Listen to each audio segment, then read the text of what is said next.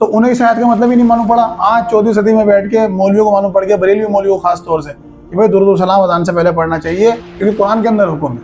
ٹھیک ہے, تو بھائی قرآن کو تمہاری عقل سے سمجھیں گے؟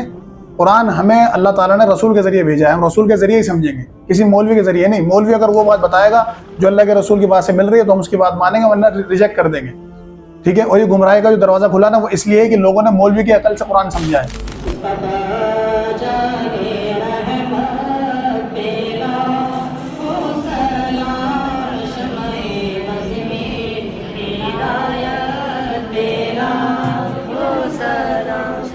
الصلاة والسلام عليك يا سيدي يا مرشدي يا جدي يا رسول الله وعلى آلك وأصحابك يا سيدي يا مرشدي يا جدي يا حبيب الله.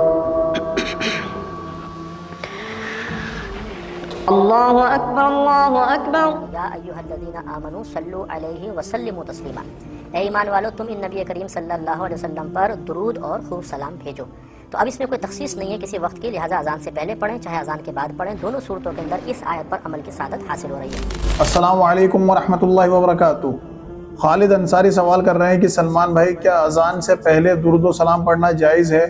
کیونکہ بریلوی مسجدوں سے اذان سے پہلے درود و سلام پڑھا جاتا ہے اور ان سے دلیل مانگو تو کہتے ہیں قرآن میں حکم ہے, یا کہتے ہیں کہ منع کہاں لکھا ہے یہ بتاؤ, تو انہیں کیا جواب دیں؟ الصلاة والسلام عليك يا سيدي يا مرشدي يا جدي يا رسول الله وعلى آلك وأصحابك يا سيدي يا مرشدي يا جدي يا حبيب الله.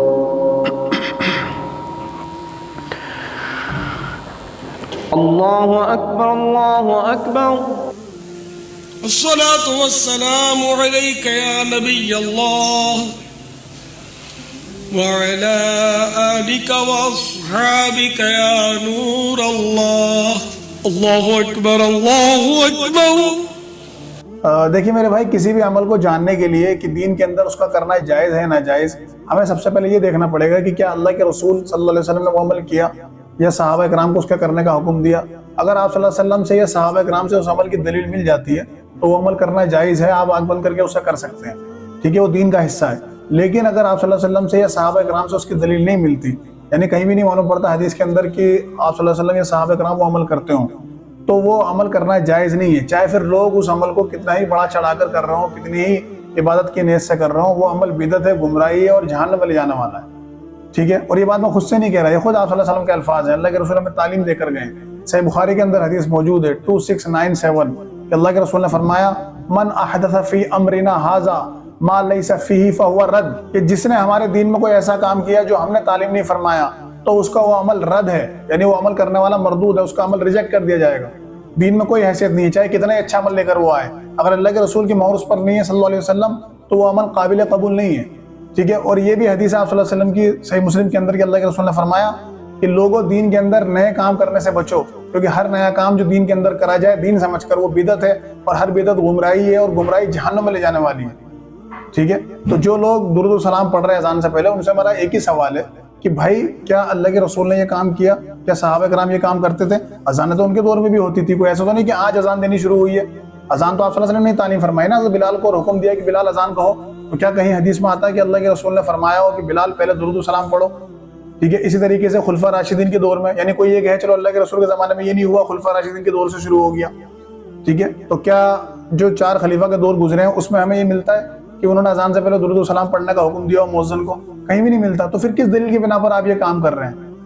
ٹھیک ہے, اب کچھ بریلوی مولوی ایسے ہیں جو اتنا کم علمی کا ثبوت دکھاتے ہیں, وہ قرآن سے ایک آیت پیش کرتے ہیں, کہتے ہیں جی قرآن میں اللہ تعالیٰ فرماتا ہے سورہ احزاب آیت نمبر 56 ان اللہ وملائکتہ یصلون علی النبی یا ایھا الذین آمنوا صلوا علیہ وسلموا تسلیما, کہ بے شک اللہ اور اس کے فرشتے نبی پر درود بھیجتے ہیں, اے ایمان والو تم بھی ان پر درود بھیجو اور خوب سلام بھیجا کرو. اس آیت کو پیش کر کے وہ کہتے ہیں کہ دیکھیے اللہ تعالیٰ قرآن میں حکم دے رہا ہے کہ آپ نبی پر سلام اور درود بھیجیں. تو کیا اذان سے پہلے درود پڑھنا صحیح ہے؟ دیکھیں, اذان سے پہلے درود پاک پہلے رائج نہیں تھا, اجازت پہلے بھی تھی, کیونکہ اللہ تبارک و تعالی نے جسے میں نے بھی عرض کیا مطلقاً فرمایا, بغیر کسی کنڈیشن کے, بغیر کسی شرط کے, کہ یا ایھا الذین آمنوا صلوا علیہ وسلموا تسلیما, اے ایمان والو تم ان نبی کریم صلی اللہ علیہ وسلم پر درود اور خوب سلام بھیجو. تو اب اس میں کوئی تخصیص نہیں ہے کسی وقت کی, لہٰذا اذان سے پہلے پڑھیں چاہے اذان کے بعد پڑھیں, دونوں صورتوں کے اندر اس آیت پر عمل کی سعادت حاصل ہو رہی ہے. تو سب سے پہلا سوال تو ان مولوی صاحب سے میں یہ کرنا چاہوں گا کہ مولوی صاحب یہ جو آیت آپ نے پڑھی سورہ احزاب کی، یہ آج نازل ہوئی ہے آپ کے زمانے میں یا آپ صلی اللہ علیہ وسلم کے زمانے پہ آپ صلی اللہ علیہ وسلم پر یہ نازل ہوئی؟ سارے مسلمانوں کو یہ عقیدہ ہے کہ اللہ کے رسول پر یہ نازل ہوئی۔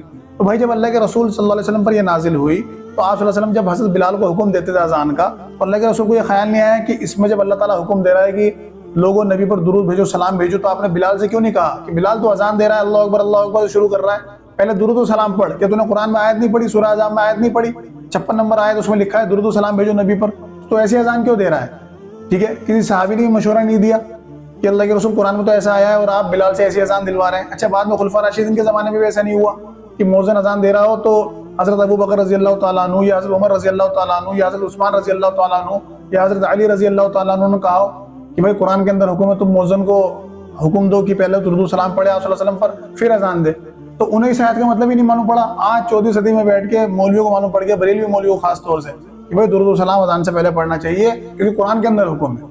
ٹھیک ہے، تو بھائی قرآن کو تمہاری عقل سے سمجھیں گے؟ قرآن ہمیں اللہ تعالیٰ نے رسول کے ذریعے بھیجا ہے، ہم رسول کے ذریعے ہی سمجھیں گے، کسی مولوی کے ذریعے نہیں۔ مولوی اگر وہ بات بتائے گا جو اللہ کے رسول کی بات سے مل رہی ہے تو ہم اس کی بات مانیں گے، ورنہ ریجیکٹ کر دیں گے۔ ٹھیک ہے، اور یہ گمراہی کا جو دروازہ کھلا نا وہ اس لیے ہے کہ لوگوں نے مولوی کی عقل سے قرآن سمجھا ہے، اس طریقے سے نہیں سمجھا جس طریقے سے اللہ کے رسول نے سمجھا ہے۔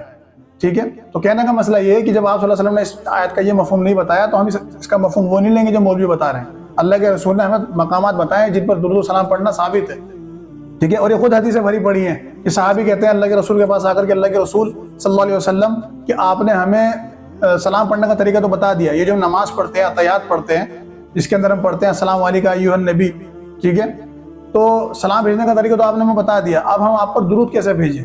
تو آپ صلی اللہ علیہ وسلم نے تعلیم فرمایا درود تشہد کے اندر ہی کہ پڑھو اللہم صلی علی محمد وعلی آل محمد، یہ درود ابراہیم جسے کہتے ہیں ہم۔ ٹھیک ہے، تو یہ آپ صلی اللہ علیہ وسلم تعلیم فرمایا، تو اللہ کے رسول نے تعلیم فرمایا ہے۔ اسی طرح آپ صلی اللہ علیہ وسلم کی حدیث آتی ہے کہ اللہ کے رسول نے فرمایا کہ جمعے کے دن عید کا دن ہوتا ہے، افضل دن ہوتا ہے دنوں میں، اس دن آدم علیہ السلام پیدا ہوئے، اس دن انہیں وفات ہوئی، اس دن قیامت آئے گی، اس دن تم مجھ پر کثرت سے درود پڑھا کرو، تمہارا درود مجھ پر پیش کیا جاتا ہے۔ اللہ تعالیٰ نے فرشتے مقرر کر رکھے ہیں دنیا بھر میں، جہاں جہاں کوئی درود پڑھتا ہے تو فرشتے مجھ تک پہنچا دیتے ہیں۔ ٹھیک ہے، اللہ نے ان کی ڈیوٹیاں لگائی ہیں، تو آپ صلی اللہ علیہ وسلم نے بتا دیا ہمیں کہ کہاں کہاں درود پڑھنا ہے، کب کب درود پڑھنا ہے۔ ٹھیک ہے، اس کے علاوہ بھی کوئی اگر پڑھتا ہے خالی ٹائم میں بیٹھ کے پڑھ سکتا ہے، لیکن بھائی یہ جو آپ نے بدعت ایجاد کر دی کہ ہر بار اذان سے پہلے آپ پڑھیں گے، تو یہ کہاں سے ثابت ہے؟ ٹھیک ہے، آپ اس چیز کو لائٹلی لے رہے ہیں، حالانکہ آپ دیکھیں گے اگر صحابہ اکرام کا عمل، کہ صحابہ اکرام کتنی سیریسلی عمل کرتے تھے آپ صلی اللہ علیہ وسلم کی تعلیمات پر۔ ترمذی کے اندر روایت موجود ہے کہ عبداللہ بن عمر رضی اللہ تعالیٰ عنہ صحابی رسول بیٹھے تھے، ان کے پاس ایک اور شخص بیٹھا تھا، اسے چھینک آئی، اس نے چھینکا اور چھینک کے جواب میں اس نے کہا الحمدللہ والسلام علی رسول اللہ، کہ تمام تعریف اللہ کے لیے اور آپ صلی اللہ علیہ وسلم پر سلامتی ہو۔ تو ابن عمر نے اسے روکا، سمجھایا کہ بھائی دیکھو ہم بھی پڑھتے ہیں، آپ صلی اللہ علیہ وسلم پر سلام ہم بھی بھیجتے ہیں، لیکن یہ کوئی وقت نہیں ہے۔ اس وقت اللہ کے رسول نے جو ہمیں تعلیم فرمائی ہے نا وہ یہ کرا ہے کہ آپ نے کہا الحمدللہ علی کل حال، ٹھیک ہے، یہ تعلیم فرمائی ہے، یہ نہیں بتایا کہ تم سلام پڑھو، سلام ہم بھی پڑھتے ہیں لیکن یہ موقع نہیں ہے۔ اب اس آدمی نے آگے سے بحث نہیں کری کہ عبداللہ بن عمر آپ نے کیا قرآن نہیں پڑھا، سورہ احزاب نہیں پڑھی، آیت نمبر 56 نہیں پڑھی کہ اس کے اندر اللہ تعالیٰ فرما رہا ہے نبی پر درود بھیجو، سلام بھیجو، یعنی بریلوی یہی بحث کرتے ہیں نا۔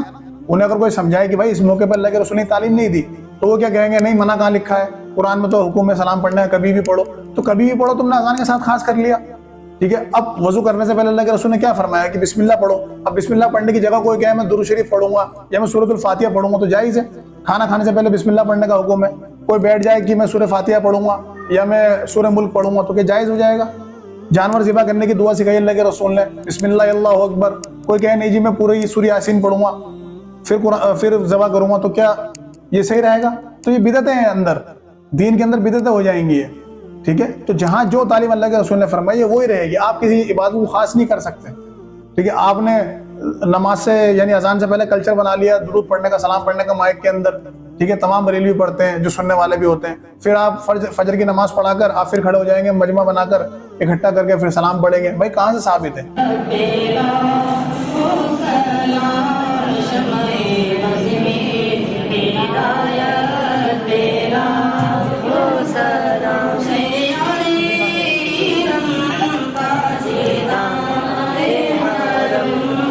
فجر کی نماز صحابہ کرام بھی پڑھتے تھے، آپ صلی اللہ علیہ وسلم کے دور میں بھی پڑھتے تھے، آپ صلی اللہ علیہ وسلم کی وفات کے بعد بھی پڑھتے تھے۔ کیا کبھی ایسا ہوا فجر کی نماز کے بعد کھڑے ہو کے مسجد سے آواز آ رہی ہو؟ حدیث کے اندر ریکارڈ ہو جاتی ہے چیز اگر آتی تو، کہ بھائی حضرت عمر کے زمانے میں یا ابو بکر کے زمانے میں یا آپ صلی اللہ علیہ وسلم کے زمانے میں، ٹھیک ہے، فجر کی نماز کے بعد لوگ اکٹھے ہو جاتے ہیں مسجد کے اندر اور پھر سلام پڑھتے یا نبی سلام علیکم، ٹھیک ہے، تو تو یہ آپ نے دین کے اندر بدعت ایجاد کر دی ہے میرے بھائی. اللہ کے رسول نے جب واضح فرما دیا کہ جو کام ہم سے ثابت نہیں وہ بدعت ہے، چاہے آپ کتنا اچھا بنا کر اسے کر لیں. ٹھیک ہے، اور یہ کوئی چھوٹا مسئلہ نہیں ہے بدعت کا جو لوگ کر رہے ہیں نا کہ اچھا کام ہی تو ہے کر لیں. میرے بھائی صحیح بخاری صحیح مسلم کے اندر روایت موجود ہے، اللہ کے رسول نے فرمایا کہ قیامت کے دن جب میں اپنے حوض کوثر پہ رہوں گا، جام پلا رہا ہوں اپنے امتیوں کو، تو میرے کچھ امتی مجھے دکھائے جائیں گے جو میری طرف آ رہے ہوں گے. میں ان کے اعضاء سے انہیں پہچان لوں گا، اعضاء چمک رہے ہوں گے وضو کے ان کے. ٹھیک ہے، تو اللہ کے رسول فرمائیں گے آنے دو یہ میرے امتی ہیں. تو فرشتے انہیں روک لیں گے. ایک روایت میں آتا ہے ان کے بیچ میں دیوار حائل کر دی جائے گی. تو اللہ کے رسول فرمائیں گے فرشتوں یہ میرے امتی ہیں انہیں آنے دو. فرشتے کہیں گے اللہ کے رسول آپ نہیں جانتے یہ لوگ آپ کے دین سے الٹے قدم پھر گئے تھے، دین میں آپ کے نئی نئی بدعت ایجاد کر دی تھی، نئے نئے کام کرنے شروع کر دی تھے آپ کی وفات کے بعد.